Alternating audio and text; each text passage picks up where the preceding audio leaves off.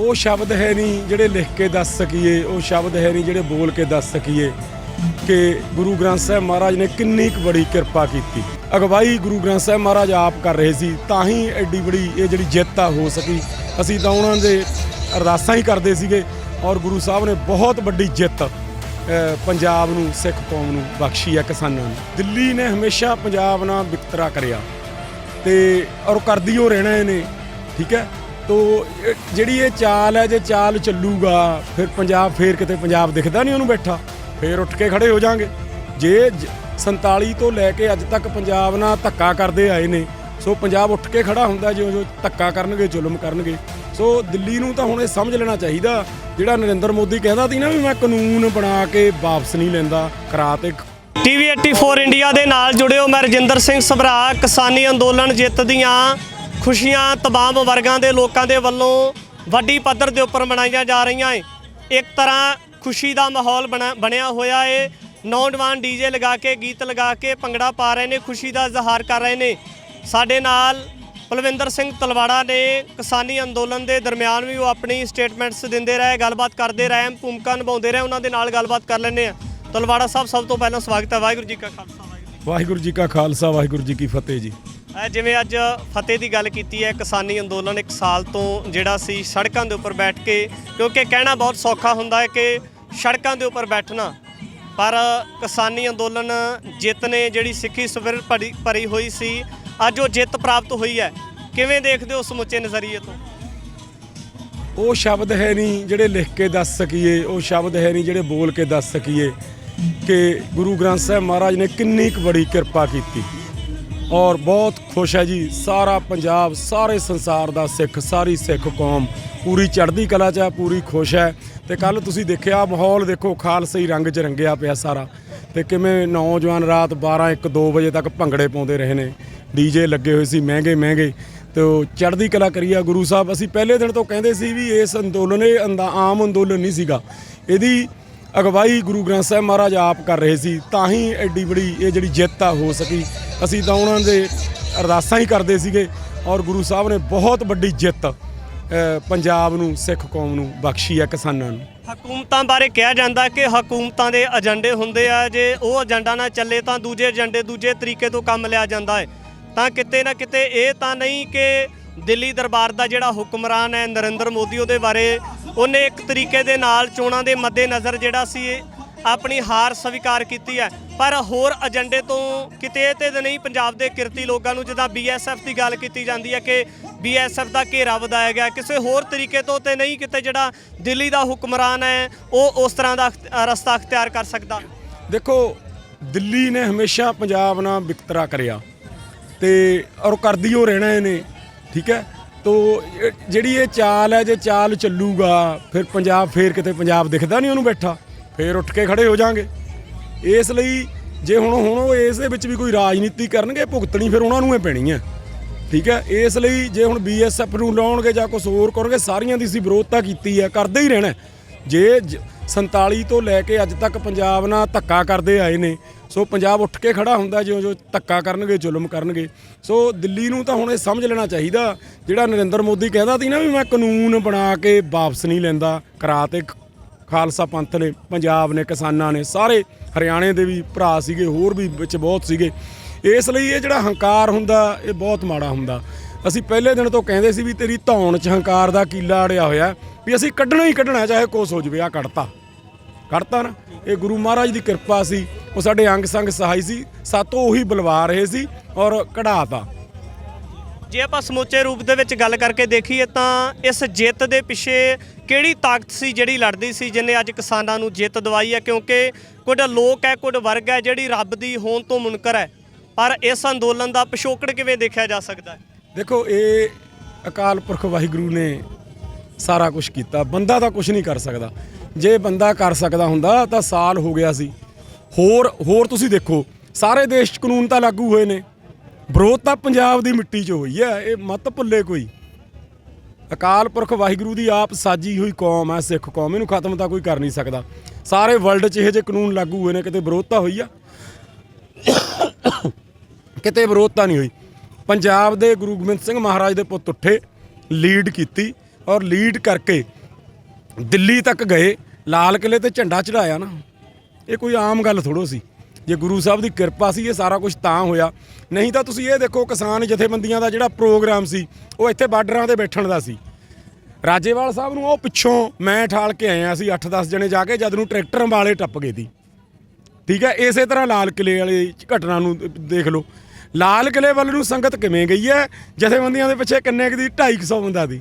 ਜਦ ਉਹਦੇ ਬਾਰੇ ਕਿਹਾ ਜਾਂਦਾ ਕਿ ਜਿਹੜੇ ਸਰਕਾਰ ਦੇ ਸਿਪਾਹੀ ਸੀ, ਜਿਹੜੇ ਪੁਲਿਸ ਵਾਲੇ ਸੀ, ਉਹਨਾਂ ਨੇ ਘੇਰ ਕੇ ਲਾਲ ਕਿਲੇ ਨੂੰ ਘੱਲਿਆ ਹੈ।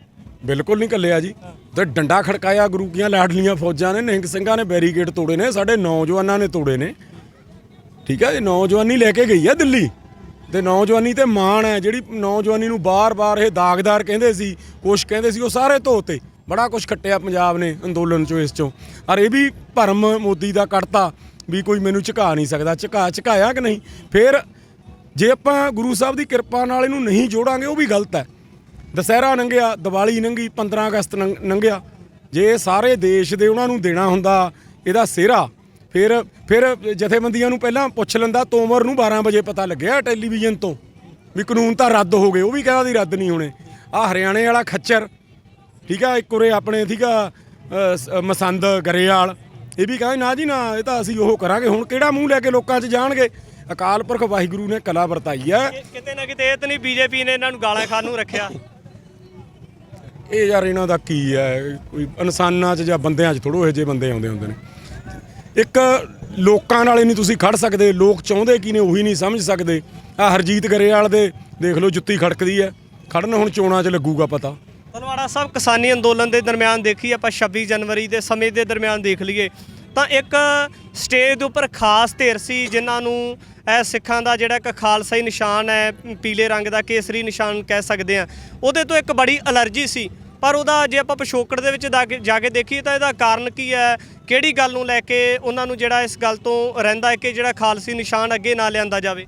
ਇਹ ਤਾਂ ਯਾਰ ਇਹਨਾਂ ਨੇ ਸੁਰੱਖਿਆ ਲੈਣੀ ਹੁੰਦੀ ਆ, ਸੈਂਟਰ ਤੋਂ 4 ਪੈਸੇ ਲੈਣੇ ਹੁੰਦੇ ਨੇ। ਉਹ ਸਿੱਖਾਂ ਖਿਲਾਫ ਬੋਲ ਕੇ ਹੀ ਮਿਲਦਾ ਇਹਨਾਂ ਨੂੰ ਸਾਰਾ ਕੁਝ, ਹੋਰ ਤਾਂ ਕਿਸੇ 'ਚ ਇੰਨੀ ਜਾਣੇ ਨਹੀਂ ਹੈ।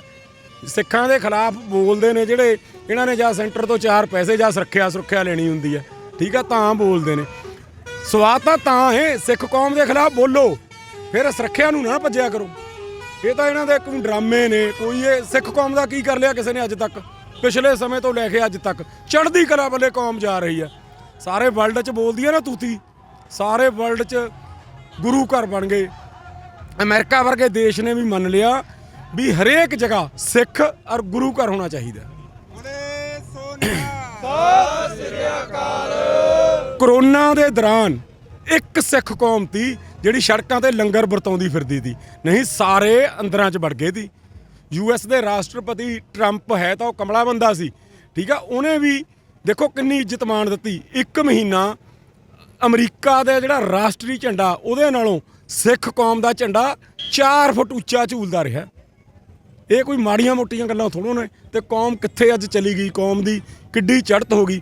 ਔਰ ਇਹ ਜਿਹੜਾ ਅੱਜ ਅੰਦੋਲਨ ਜਿੱਤਿਆ, ਇਹਦੇ ਪਿੱਛੇ ਵੀ ਜਿਹੜਾ ਸਾਡਾ ਵਿਰਸਾ, ਸਾਡਾ ਵਿਰਾਸਤ ਹੈ, ਸਾਡਾ ਇਤਿਹਾਸ ਹੈ, ਪਹਿਲਾਂ ਇਹਨਾਂ ਨੇ ਪੜ੍ਹਿਆ ਨਹੀਂ ਸੀ, ਉਹ ਪੜ੍ਹ ਲਿਆ, ਇਹਨਾਂ ਨੂੰ ਪਤਾ ਲੱਗ ਗਿਆ ਵੀ ਸਿੱਖ ਕੌਮ ਨੇ। ਉਹ ਮੇਘਾਲਿਆ ਦਾ ਜਿਹੜਾ ਗਵਰਨਰ ਆ, ਉਹਨੇ ਕਿਹਾ ਨਾ ਸਾਰਾ ਕੁਝ ਓਪਨਲੀ, ਕਿੰਨੀ ਵਾਇਰਲ ਹੋਈ ਆ ਉਹ ਵੀਡੀਓ। ਉਹਨੇ ਦੱਸਿਆ, 2 ਜਰਨਲਾਂ ਨੇ ਇਹਨਾਂ ਨੂੰ ਦੱਸਿਆ ਵੀ ਕੱਲ੍ਹ ਨੂੰ ਕੋਈ ਪੰਗਾ ਪੈ ਗਿਆ, ਜੇ ਸਿੱਖ ਵਿੱਚੋਂ ਨਿਕਲ ਗਏ ਜੁੱਤੀ ਫਿਰੂ ਬਹੁਤ ਸਾਰੇ ਦੇਸ਼ ਤੇ। ਇਹ ਉਹੀ ਨਹੀਂ ਕਾਨੂੰਨ ਰੱਦ ਹੋ ਗਏ। ਹੁਣ ਤਾਂ ਕੋਈ ਕੁਛ ਕਹੀ ਜਾਂਦਾ, ਕੋਈ ਕੁਛ ਕਹੀ ਜਾਂਦਾ, ਇਹਦਾ ਪਤਾ ਹੀ ਨਹੀਂ ਕਿਸੇ ਨੂੰ ਲੱਗਿਆ।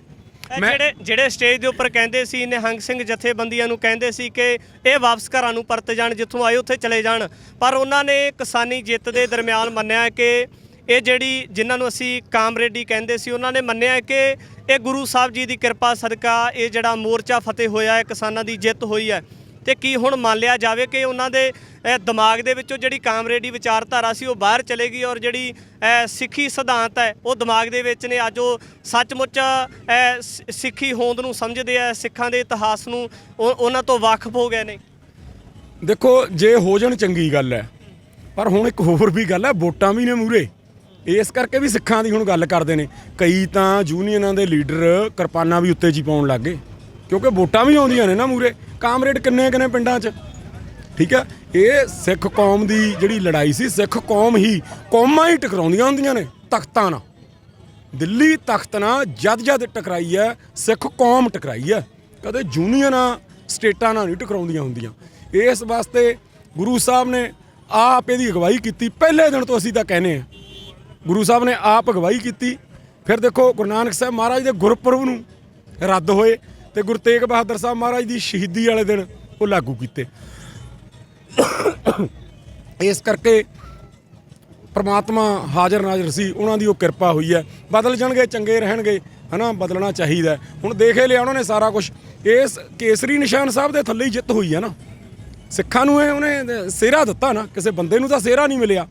ਜਿਹੜਾ ਸਿਹਰਾ ਲੈਣ ਨੂੰ ਕੋਈ ਫਿਰਦੇ ਦੀ ਵਾਰ ਕ੍ਰੈਡਿਟ 'ਚ ਪਏ ਦੀ, ਉਹ ਕਿਸੇ ਨੂੰ ਨਹੀਂ ਮਿਲਿਆ। ਆਮ ਸੰਗਤ ਦੀ, ਸਿੱਖ ਸੰਗਤ ਦੀ, ਸਾਰੇ ਕਿਸਾਨਾਂ ਦੀ, ਆਮ ਪਬਲਿਕ ਦੀ ਜਿੱਤ ਹੈ ਔਰ ਇਹਨੂੰ ਮੰਨਣਾ ਚਾਹੀਦਾ। ਪੰਜਾਬ ਦੀਆਂ ਰਵਾਇਤੀ ਪਾਰਟੀਆਂ ਨੇ ਲਗਾਤਾਰ ਜਿਹੜੇ ਪੰਜਾਬ ਦੇ ਲੋਕਾਂ ਨੂੰ, ਜਿਨ੍ਹਾਂ ਨੂੰ ਅੰਨਦਾਤਾ ਕਿਹਾ ਜਾਂਦਾ, ਉਹਨਾਂ ਨੂੰ ਕੇਵਲ ਜਿਹੜਾ ਸੀ ਆਲੂ ਗੰਢਿਆਂ ਤੱਕ ਜਾਂ ਕਣਕ ਦਾਲ ਤੱਕ ਸੀਮਿਤ ਕੀਤਾ ਸੀ।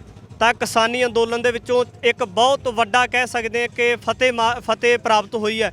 ਤੇ ਕੀ ਭਵਿੱਖ ਦੇ ਵਿੱਚ ਜਿਹੜਾ ਸੀ ਕਿਤੇ ਨਾ ਕਿਤੇ ਇਹ ਨਹੀਂ ਸੀ ਚਾਹੀਦਾ ਕਿ ਰਵਾਇਤੀ ਪਾਰਟੀਆਂ ਨੂੰ ਉਹਨਾਂ ਤੋਂ ਨਿਜਾਤ ਦਿਵਾਉਣ ਵਾਸਤੇ ਜਿਹੜਾ ਸੀ ਕਿਸਾਨੀ ਅੰਦੋਲਨ ਦੇ ਜਿਹੜੇ ਅਹਿਮ ਚਿਹਰੇ ਸੀ ਉਹਨਾਂ ਨੂੰ ਰਾਜਨੀਤੀ ਦੇ ਵਿੱਚ ਆ ਕੇ ਪੰਜਾਬ ਦੇ ਲੋਕਾਂ ਦੀ ਅਗਵਾਈ ਕਰਨੀ ਚਾਹੀਦੀ ਸੀ, ਜਾਂ ਫਿਰ ਉਹ ਉਸੇ ਤਰ੍ਹਾਂ ਘਸਿਆਰੇ ਬਣਾ ਕੇ ਪੰਜਾਬ ਦੇ ਲੋਕਾਂ ਨੂੰ ਜਿਹੜੇ ਰਵਾਇਤੀ ਲੀਡਰ ਹੈ ਉਹਨਾਂ ਦੇ ਹੇਠਾਂ, ਉਹਨਾਂ ਦੇ ਗਲਬੇ ਹੇਠਾਂ ਰਹਿਣ ਦਿੱਤਾ ਜਾਣਾ ਚਾਹੀਦਾ ਹੈ? ਦੇਖੋ, ਨਵੀਂ ਰਾਜਨੀਤੀ ਖੜੀ ਕਰਨੀ ਚਾਹੀਦੀ ਆ ਪੰਜਾਬ ਪੱਖੀ। ਜਿਹੜੇ ਰਵਾਇਤੀ ਨੇ ਉਹਨਾਂ ਨੂੰ ਤਾਂ ਆਪਾਂ 70 ਸਾਲ ਤੋਂ ਦੇਖਦੇ ਹੀ ਆ ਪੰਜਾਬ ਦਾ ਉਹਨਾਂ ਨੇ ਕੀ ਕਰਿਆ।